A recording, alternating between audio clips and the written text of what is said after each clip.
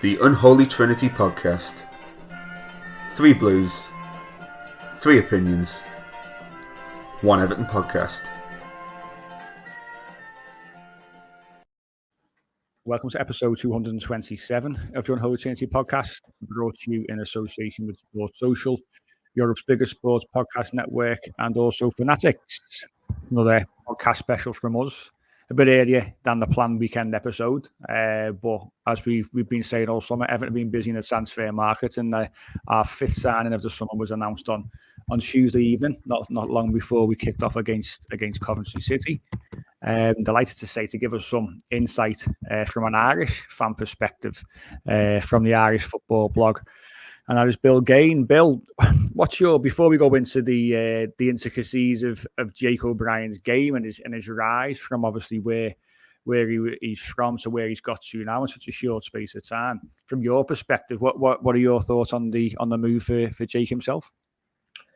Ideally, I suppose to be honest, while I've a great deal of respect for Everton due to the relationship with Seamus Coleman. I probably would have liked him to stay at Lyon, but I think the situation was to a large degree outside of his control. Despite Jake O'Brien featuring heavily, as I think he played their third most minutes last season, Lyon were in financial issues, I think, and they had to sell. A lot of Irish supporters wanted him to maybe move to another French club, to another continental club, and keep that going because they're worrying about Everton's issues off the field more so than anything. I think it's a good move for Jake, though. I think Jake personally wanted to move to the Premier League. We can talk about whether he'll get in or not, but I don't think Everton has done any harm for the likes of John Stones previously. Brantwaite now is your next up-and-coming centre-back. If he's 23 now, if he's as good as Irish supporters think he is, I don't think he'll have a problem breaking in an Everton. It might take him some time because I know Tarkowski has played the second most games under Dyche as any other player. Brantwaite's highly rated, so he might be the kind of third centre-back for a period. I expect him to feature more than Ben Godfrey did last year, but right now, the third centre-back is probably the role he will assume before maybe Tarkowski is phased out or Brantwaite moves on. Yeah, I think we probably agree on that because, you know, the stance from the club in regards to Jarrad Brantwaite is he's going nowhere unless you want to give us, 75, 80 million pounds, then he'll be staying at the club. Whether that's the case in 12 months' time remains to be seen. But I think very much that Jake O'Brien is being brought in with a view to taking that spot once Jarrad Brantwaite moves on next summer. Could be wrong. And I think, he's got a fantastic opportunity to potentially stake a claim this season as well. He comes in, it was a decent price in the end. What was it, around 18, 19 million euros, which is a decent price for somebody who moved to Lyon for £800,000 or €1 million last summer. So it's been a massive increase in terms of his transfer fee in 12 months. And obviously at Crystal Palace, he didn't make a first team appearance. He played for the under-21s. So he's got no Premier League experience. But it's fair to say that obviously last season at Lyon, once he got a place into the side, he became a really important and integral part of that Lyon side. And that's really interesting, the fact that, he wasn't, from my understanding, Bill, he wasn't, one of the first picks, one of the first names on the team sheet when he first moved over, but he didn't start the season particularly well. And then Jake came in and took his chance. Yeah, like from being honest, from an Irish fan's perspective, even though Jake came through at actually my local club, Cork City, who have a fantastic record of developing young players, like the Franco Uma, Marco Manni now coming through in the Premier League, Joe Barry Whitmarsh, Southampton. To be honest, when it comes to centre-backs in Ireland, I think we have a gluttony of them. We have 10 to 15 centre-backs that are all at a real similar level. They're all perfectly capable flying centre-backs with very little in between them. I think the move to Lyon has really catapulted him. I suppose I wouldn't have had him in my top 10 or 15, maybe top 10 at the start of last year. But since now, I think I'd rank him as Ireland's maybe third or fourth choice best centre-back. Being honest, I'd still prefer Amambam Deli at Nottingham Forest now. I think he has the highest ceiling of them all. You have Nathan Collins, who's a bit older. He's 2 years older, or he's a year older than Jake, I think. But I'd have Jake right in the conversation after that. He's the third choice. I think you can make an argument that Jake is probably the third choice for club and international level now, and it's not a bad place to be, I suppose. He's 23 years of age. His rise has been very strong, fast. He's still 6'6", strong frame. So I think he might grow into his body even more in the coming years, and I think it's a matter of sooner rather than later that he breaks into both sides. Yeah, I think so. I mean, you mentioned obviously his height there. You know, Everton made a big thing when he came in, when he announced obviously the signing about his height. You know, you got Jared Brantford, who's around 6'5". Now you got Jake O'Brien, who's 6'6", and there was a whole clip around him jumping over the Gladys Street stand and landing on the pitch. You know, this almost landed a giant at the back of the moment for Everton with both him and Brantford. But I'm sure he brings a lot more to the game than just obviously being big and being good in the air, which obviously he's going to be. Obviously, thinking about the fact that he didn't make an appearance for Crystal Palace, he moved to Lyon. What are his main attributes in terms of what you've seen, obviously, at his time at Lyon? What will he bring to this Everton side, do you think? I'm not sure how he fits into, and I imagine Dyche will have his own ideas on what he wants to do with Jake. Jake is a very he's a good passer of the ball. He's strong concentration skills. He tends not to dive into tackles. The one thing I would say about him is, I don't know. Yeah, it's that really. He's a good passer of the ball, concentration skills. You have your natural. I suppose his tackling isn't the best from what I've seen. The one kind of thread of caution I have with him is, he played in the Lyon side that were very possession dominant. Well, the average of 50.1% possession last year, so slightly above average. He's going to an Everton side who sit back under Dyche, or well, it's only natural really, but I think the average was a 40% possession last year. So while Lyon could see a lot of goals last year and front foot, I think it'll be interesting to see how he transitions into the role of being more sitting back and having to stay concentration the whole time, rather than being on the ball and not having to worry too much. I think it'll be interesting to see how that style transitions from Lyon, where he's on the ball more, to Everton, where I expect it to be more passive, naturally so, given the standards. But yeah. I mean, I think what I would say in regards to that, obviously, like you say, Everton are not a possession-based side. You know, we're a lot more effective and efficient when we have around 40%, sometimes less of the ball. You know, the manager's quite keen for us to give up possession, knowing full well that, you know, from set pieces we're very effective. Obviously, Jake will certainly play into that. Hopefully next season, now we've brought a couple of players with a little bit of pace as well on the counter attack, we're going to be a bit more effective. But our two centre halves in Brantwaite and Tarkowski are both decent passers of the ball.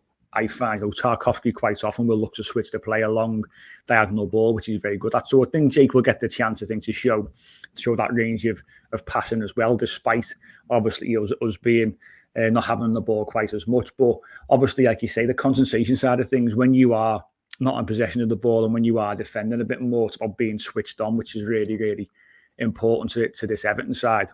But it's going to be interesting to see how he does transition from a side who was slightly more comfortable in possession, have more of the ball, to Everton who aren't. But what's his pace like, Bill? Because obviously the Premier League is such a quick league, and nowadays in European and world football, there's so many players in attacking areas who are quick, and the Premier League is certainly, you know, probably the quickest league out there. What's his pace like? Obviously, he's got big long legs. I'm sure he can eat up the ground quite quickly. But does he appear to be quick? When I think of Jake, it's not my initial I suppose. It's not what I immediately think of with his pace. I think Ireland has stronger centre backs in terms of pace. And kind of Mbamidele, one who strikes out for me. I don't think he'll be caught for pace. I think he has the intelligence to be okay about it. But I don't expect him to be up on one of the fastest centre backs in the league. His pace won't set him back, but I don't think it'll be the the blindingly obvious trait that you see from him, at least initially. I could be wrong, of course, but that's just from my perspective.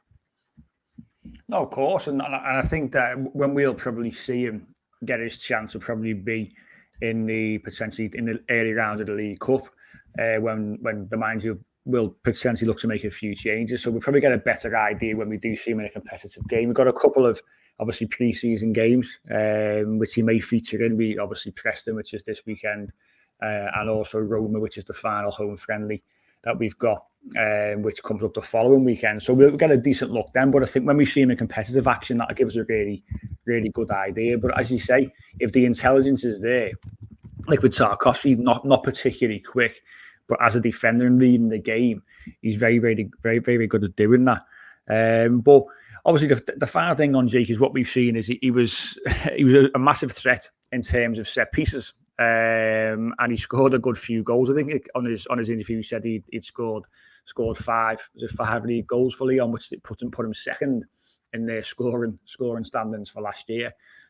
Obviously his height is a huge factor in that, of course, obviously heading the ball from corners and free kicks and things like that. Had a few assists as well. But obviously that side of his game, Bill, it's something which for an Everton side who are so potent from set pieces, and there's a bit of reliance on them, to be fair, to score goals. He's going to be a big threat, isn't he, when he makes that move to the Premier League?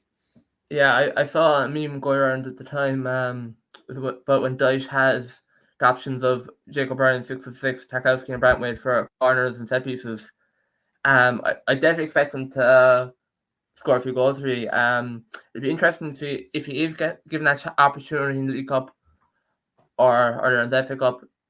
Then you might see him in his true form, or how he was at Lyon, because you expect if you're against lower league opposition, you're going to be more possession dominant. So, in a way, would that be the best way to transition him into the team? I'm not entirely sure. You might see him off the bench a few times, maybe if you're leading or if you're drawing or trying to hold on to him. I could see him being brought on a bit more in league games rather than playing against maybe lower league opposition. I know Dyche prefers a 4-4-2, but it'd be interesting to see whether in the likes of, say, against a City or United, if they're trying to hold on to something in the game, does he go to a 5 back and 3 centre backs, or does he switch one of the lads to right back and go a flat 4? I think that would be an interesting thing to see. I think that's a role he will have to play in the team too. But yeah, of course, he'll get his opportunity in the cup games, and I expect him to take it. But I think it'd be more interesting to see him how he performs in the Premier League than against lower league opposition. Yeah, I mean, the manager, certainly when we're protecting the lead, is not averse to bringing on an extra centre half. Normally Michael Keane gets the nod there. But he will, if he needs to put 3 centre halves on, he will go with that. So potentially that's an avenue in for Jake to get him some early minutes. Obviously depends on how the season starts. But last season it was Jared Brantwaite who started the season on the bench. Didn't play the first 3 games. Didn't start the first 3 games. Michael Keane did. But then Brantwaite got his chance and he took it. And obviously look where we are now. Talked about in terms of a sort of £75 million player, which is again is some rise for somebody who was on loan at PSV the previous season, had limited Premier League experience with Everton, and he's obviously gone right through, and we're talking about him now in a totally different bracket. So I certainly think there's a lot of excitement around this signing. It was someone that we've looked at for, and he said himself, it was going back to January. I think there was a bit of talk about Danjuma. He was on loan at Everton at the time from Villarreal, where I think Lyon wanted him to go there. So in those conversations, it was very much Jake O'Brien came up. Seamus Coleman had been speaking to him, obviously, on international duty, and saying to come over. And very much, I think there was more money offered by Nottingham Forest, but he wanted to come to Everton because he saw there was a commitment there from the club. So we've got, I think, great expectations of him. He's got to be given time. At 23 years of age, he's still only a young player with no Premier League minutes under his belt, and Everton fans will have to be patient with him, of course. But as long as he's sort of afforded that time, which I'm sure that he will be, I think we'll start to see him, progress over the course of this season. And then, as I said at the start of the show, maybe it's going to be a case that he comes into the side next summer, when Branthwaite moves on, potentially, he's then the ready-made replacements and he comes in. But certainly, you see, we are excited by the move. You know, it would be fantastic for him to get that Premier League experience, and it's someone that I look forward to seeing and develop over the course of the Premier League season. And it'd be great for the Republic of Ireland as well, Bill, in terms of now having him, you know, playing in the Premier League. Like you say, you know, some fans, I'm sure, like you said, you know, probably wanted them to be out of the limelight a little bit maybe and stay at Lyon and get that game time more so than come to the Premier League and potentially start the season on the bench and have to work his way through. But obviously from a sort of levels perspective, the Premier League is certainly the place to be. And he will get his chance to put a mark on this Everton side and certainly look to cement a place as the season goes on. Yeah, absolutely. And I think it's important to notice his age again. Irish fans, if he doesn't play the first few games, might be kind of going to jump straight in on it that he made the move and he's not getting game time. But the reality is players develop at different rates in different times. As we said, he's only 23. I know Branthwaite is a year younger, but players develop at different rates and different progressions. And if you look at the likes of where Virgil van Dijk is, I know I don't particularly like him or rate him, but he's a good centre back.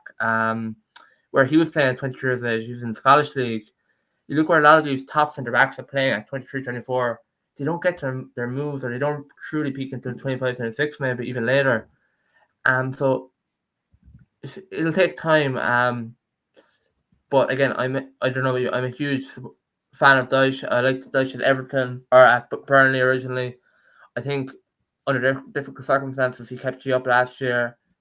I think there's no better man to learn to be a centre back under than Sean Dyche, because he's a brilliant manager in my opinion. But yeah, look, it'll take time, but I'm confident that he'll succeed. Yeah, it appears to be a good fit, and Sean Dyche, like you say, we've said it on this podcast for the last sort of 18 months or so in terms of how well he's done, you know, managing all the noise around the club. You know, he was doing different jobs, you know, whether it be manager, coach, spokesperson, director of football at times. I've probably seen as well. He was, you know, head of communications. It was Sean Dyche, and to deal with all that external noise and do it so well. And you know, we got 46 points won on the football pitch last season, which is, you know, a great turnaround. It was a bit more comfortable than the previous year, so he deserves massive plaudits. But I think, you know, he will certainly look after Jake and you know, make sure that he's not sort of thrown to the wall, so to speak, and he'll look after him and ease him in. And as I say, look forward to seeing his developments over the course of this season. But Bill, thanks for taking some time out to speak to me today about Jake, and hopefully, you know, you can enjoy his development as much as we will do over the next 12 months or so. Absolutely, I'm looking forward to seeing it. And that is us for today. We'll be back for our Premier League season preview next weekend. Of course, the Premier League kicks off the following weekend. So we'll be back next weekend to look ahead to that, which, you know, promises to be an emotional time for all Evertonians as we head to Goodison Park for the final season at Goodison Park, of course. So we look forward to that. It's going to be an emotional time. We look forward to that first game of the season against Brighton, of course. So catch us next weekend when we look ahead to that, and hopefully get you in the mood for that first game of the season. So we will catch you then.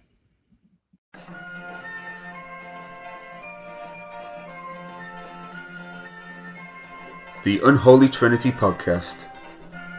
3 Blues, 3 opinions, 1 Everton podcast.